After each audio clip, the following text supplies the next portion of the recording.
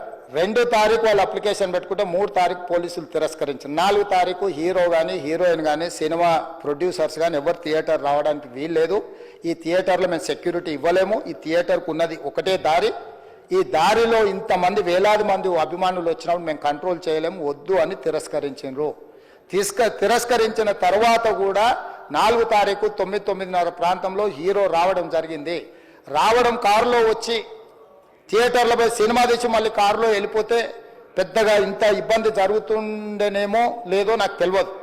కానీ ఎక్సోడ్ చౌరస్తా కంటే ముందు నుంచే కారులో రూఫ్ టాప్ ఓపెన్ చేసి రోడ్ షో చేసుకుంటే థియేటర్లకు పోవడంతో ఆ చుట్టుముట్టుతున్న 7-8 థియేటర్లలో ఉన్న సినిమా అభిమానులు మొత్తం ఇక్కడికే రావడంతో వేలాది మంది జమ అయినారు. ఆ గేట్ ఒక్కసారి హీరో కారు లోపలికి పంపించడానికి ఆ ఉన్న గేటు తెరవడంతో వేలాది మంది ఒక్కటేసారి ఉప్పెనలాకి వచ్చారు. ఆ ఉప్పెనలో చనిపోయిన రేవతి, ఆమె కొడుకు, భార్య, భర్త, కూతురు వాళ్ళు అలాగైపోయి కొడుకు తల్లి ఒక పక్కన పోయి ఆ జనాల నుంచి తప్పించుకొని టికెట్ చేసుకొని ఆ తొక్కిసలాటలు హీరోను థియేటర్ లోపలికి తీసుకుపోవాలనుకున్న టైంకి అతను బండి మీద రోడ్ షో చేసి దిగేటప్పటికి వేలాది మంది హీరోను కలవడానికి చొచ్చుకొచ్చారు ముందుకు. అసలు అంటే ఈ రకమైన వాతావరణంలో అతన్ని లోపలికి తీసుకువెళ్లాల్సిన సందర్భంలో అతను ప్రైవేట్ సెక్యూరిటీ ఇవాళ రేపు మనం ఫంక్షన్లలో బౌన్సర్లు అని మనం చూస్తూ ఉన్నాం. 50-60 మంది సరిగ్గా లెక్క తెలియదు, 50-60 అయినా అంటున్నారు, నెంబర్ 4 ఎక్కువ తక్కువ.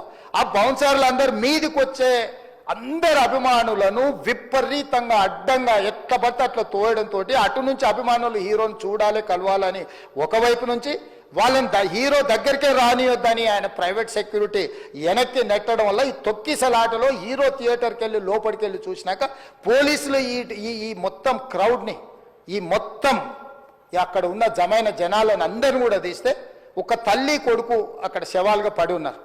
ఆ తల్లి అంత తొక్కిసలాటలు కూడా నేను ఆ వీడియో చూసిన ఆ తల్లి లోపలికి వచ్చినప్పుడు కొడుకు చేయి పట్టుకొని ఎంత జాగ్రత్తగా కొడుకుని తీసుకొని వస్తుందో తల్లి ప్రేమ ఎట్లుంటుందో అక్కడ నాకు చూసి నాకు అర్థమైంది. ఆ శవాలుగా మారిన తల్లి కొడుకు చెయ్యి ఇడవలే అధ్యక్ష, అట్లే చెయ్యి బిగ్గర పట్టుకొని పోలీసు వెళ్ళి చూస్తే ఆ తల్లి ఆ పిల్లగాడు ఆ తల్లి ఆ చెయ్యి వదలకుంటే కన్నబిడ్డను పట్టుకుని తల్లి చచ్చిపోయింది అధ్యక్ష. అట్లాంటి సిచ్యువేషన్లో పోలీసులు తల్లిని కొడుకుని హాస్పిటల్కి అక్కడ ఫస్ట్ ఎయిడ్ ట్రీట్మెంట్ చేసిండ్రు. పోలీసులు ఏం డాక్టర్లు కాదు, హుటాహుటిన తరలించిండ్రు. హాస్పిటల్కి వెళ్ళిన తర్వాత తల్లి చచ్చిపోయింది, పిల్లోడు కోమాలు ఉండు. ఆల్మోస్ట్ పోలీసులు పిల్లవాడు కూడా చచ్చిపోయింది అనుకున్నారు.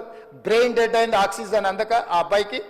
సో ఆ సిచ్యువేషన్లో వెనక్కి పోలీసులు వచ్చి హీరో గారికి విషయాన్ని తెలియజేసి హీరో గారు వెళ్ళిపోతే హీరో ఎందుకు వెళ్ళిపోవాలనుకుంటారు పోలీసులు అంటే ఇంకా వేలాది మంది అభిమానులు అక్కడనే ఉన్నారు.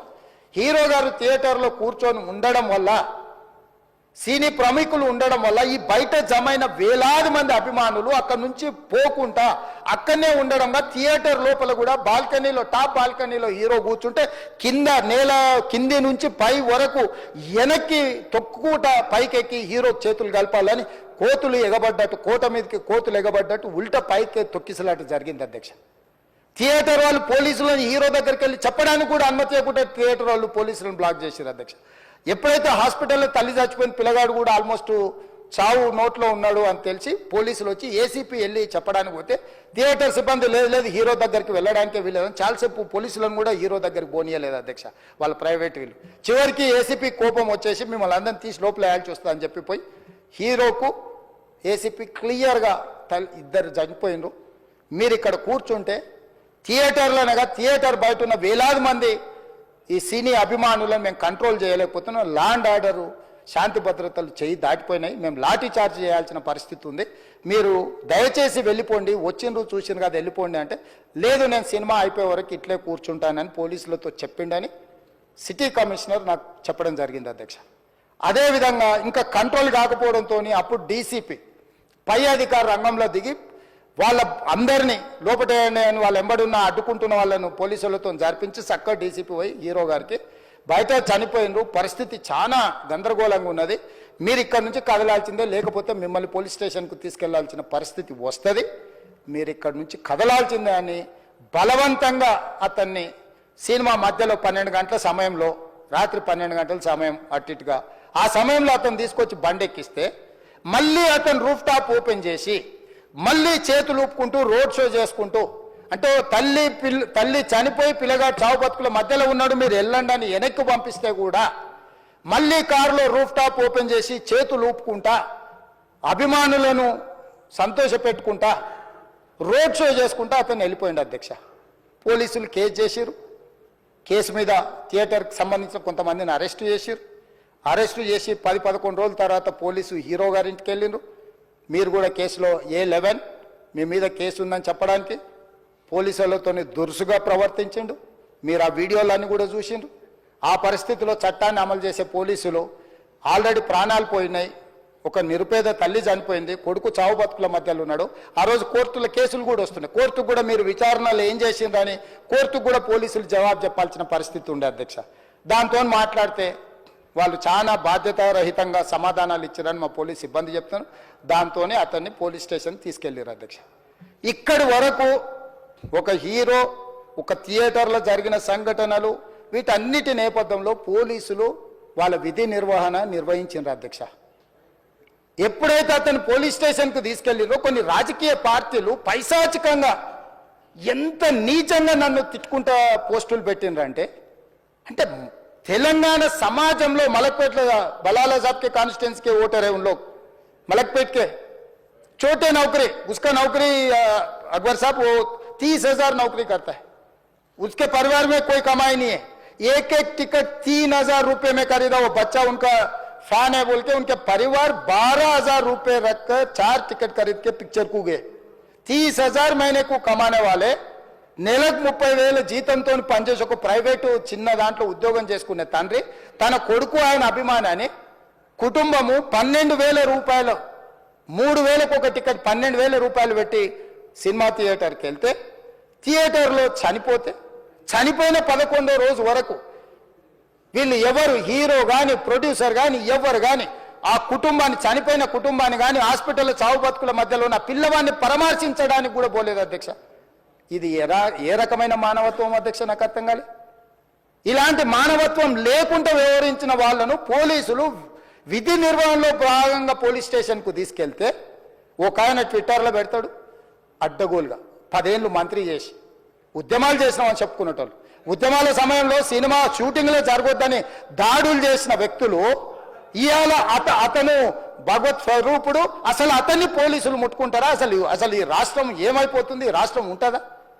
ఈ రకంగా రాజకీయ పార్టీలు అధ్యక్ష, రాజకీయ పార్టీలు ప్రజాప్రతినిధులుగా చనిపోయిన ప్రాణాల విలువ లేకుండా చావుకు కారణమైన ప్రత్యక్షంగా పరోక్షంగా అయిన వాళ్ళని పోలీస్ స్టేషన్కు విచారించడానికి పిలిస్తే కూడా అది కూడా తప్పుపట్టి ప్రభుత్వాన్ని బద్నాం చేయాలి, ముఖ్యమంత్రిని తిట్టాలని ఎంత నీచమైన భాష వాడిండ్రు అధ్యక్ష. యూట్యూబ్లలో మీరు చూడండి.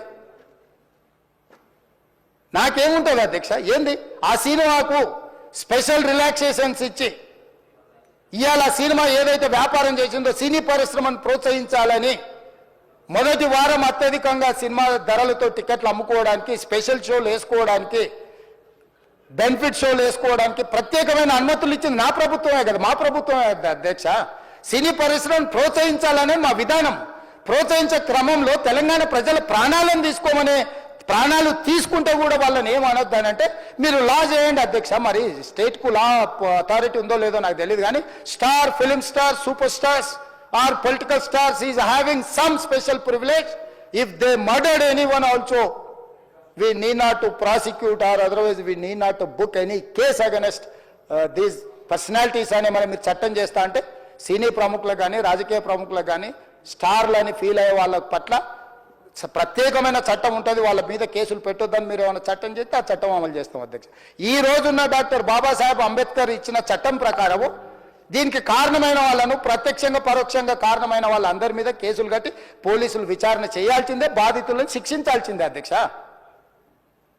సో ఈ రోజు ఆ కుటుంబాన్ని ఆదుకోవడానికి ఈ రోజు కూడా ఆర్థికపరమైన విషయాల్లో కానీ దీంట్లో కానీ వాళ్ళు ఎవరు పెద్దగా ఆసక్తి, కనీసం సినిమా వాళ్ళు ఒక్కరోజు అతను పొయ్యి వస్తే సినీ ప్రముఖులందరూ అతని ఇంటికి వెళ్ళి అతనికి మొత్తం ఏదో కాళ్ళు చేతులు యాక్సిడెంట్లో పోయినట్టు కన్నీళ్లు గారుస్తారు.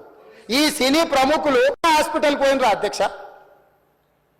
నేను సూటిగా తమ ద్వారా సినీ ప్రముఖులను నేను అడుగుతున్నా అధ్యక్ష. తల్లి చనిపోయి 9 సంవత్సరాల పిల్లగాడు బ్రెయిన్ డెడ్ అయ్యి ఆక్సిజన్ అందక 20 రోజుల నుంచి హాస్పిటల్లో కోమాలో ఉంటే ఈ సినీ ప్రముఖులు ఒక్క రోజు కోసం పోలీస్ స్టేషన్ పోయిన ఇంటికాడ క్యూ కట్టి ప్రభుత్వాన్ని తిడుతుండ్రు, నన్ను తిడుతురు, అతన్ని పరామర్శిస్తున్నారు. ఏమైంది అధ్యక్ష? అతను కాలు పోయిందా, కన్ను పోయిందా, చేయి పోయిందా, ఏమైనా కిడ్నీలు దెబ్బతిన్నా, ఏమైంది?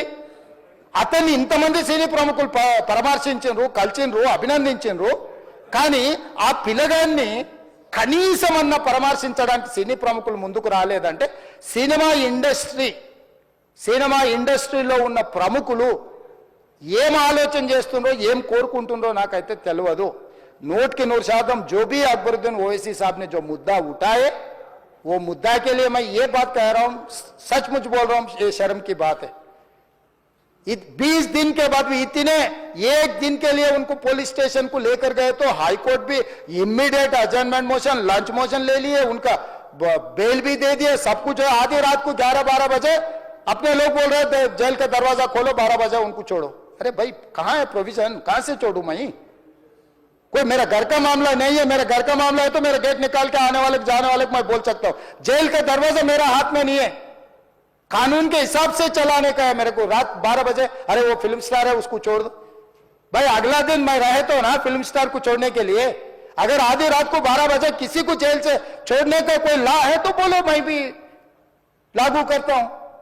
तो इसीलिए ये इतने फिल्म स्टार कोई भी दवाखाना तक नहीं गया, छोटे बच्चे को नहीं देखा अकबर साहब, ये अफसोस की बात है, शर्म की बात है, सचमुच बोल रहा हूं मैं। अगर मैं वहां पर जाके देखने के लिए मैं पूरा स्टाफ और मेडिकल एंड हेल्थ सेक्रेटरी, मेरे कमिश्नर, सब टीम को मैं डिप्लॉय कर दिए, सीता और अपने कमीशन चेयरपर्सन, सब लोगों को वहां भेज के मैं continuously I monitoring that boy health condition. So ये कैसे, कहां जा रहे हैं हम लोग? भाई उन लोगों को जिम्मेदारी दी नहीं है, हम समझ भी सकते है नहीं है, वो बात अलग है। मगर कुछ पॉलिटिकल पार्टीज 10-10, 20-20 साल जो रिप्रेजेंट किए, मंत्री किए, वो लोग मुझे गाली दे रहे हैं, उसके ऊपर कैसा केस लगाते हैं? वो मेरा दोस्त है भाई। आपके लिए, आपके दोस्त के लिए कोई नया कानून बनाना है तो बनाओ, देखेंगे। अरे आपके दोस्त रहे तो 12 खून माफ है क्या? मेरा भाई के लिए भी माफ नहीं है, आपके लिए कहां से माफ करूं मैं? मेरा परिवार के लिए भी कोई नया कानून नहीं है। स्पीकर साहब, मैं ये कुर्सी में बैठा हूं, जो कानून है, जो डॉक्टर बाबा साहब अंबेडकर जी ने जो कानून दिया, कानून के हिसाब से हम सरकार चलाएंगे। जो अकबर साहब ने जो बात दिखा, कुछ प्राइवेट डिस्कशन है, कुछ पब्लिक विजुअल्स है। जो पब्लिक विजुअल्स में वो वापस जाते वक्त भी हाथ हिलाया, रोड शो किए, आने से पहले किए, जाने से समय पर किए, पुलिस वाले भी उसको जल्दी जाने के लिए कोशिश प्रेशर किए, सब कुछ सच है। मगर उनको तो बेल मिल गए। अभी कानून तो हम मानना ही पड़ता। तो ये हकीकत है, सचमुच है, मगर ये अफसोस की बात है। मैं फिल्म इंडस्ट्री जो बड़ा लोग है, मैं उन लोगों से गुजारिश करता हूं, इनह्यूमन नहीं रहना। आप बिजनेस कर लो, आप पिक्चर निकालो, पैसे कमाओ, सरकार से इंसेंटिव्स ले लो, सब्सिडीज ले लो, स्पेशल प्रिविलेज शूटिंग के लिए जो होना है वो मांगो। मगर किसी का हत्या होने के बाद, किसी का जान चलाने के बचाने के बाद, किसी का जान लेने के बाद आज स्पेशल प्रिविलेज मांगे तो ये सरकार में नहीं मिलने वाले। मैं जब तक मैं कुर्सी में रहता हूं तब तक नहीं देता हूं। मेरा जिम्मेदारी तेलंगाना आम जनता का जान बचाने का मेरा जिम्मेदारी है। उन लोगों के लिए कोई भी तकलीफ दिए, उन लोगों को कांग्रेस सरकार ने, मेरे सरकार ने छोड़ने वाला नहीं है।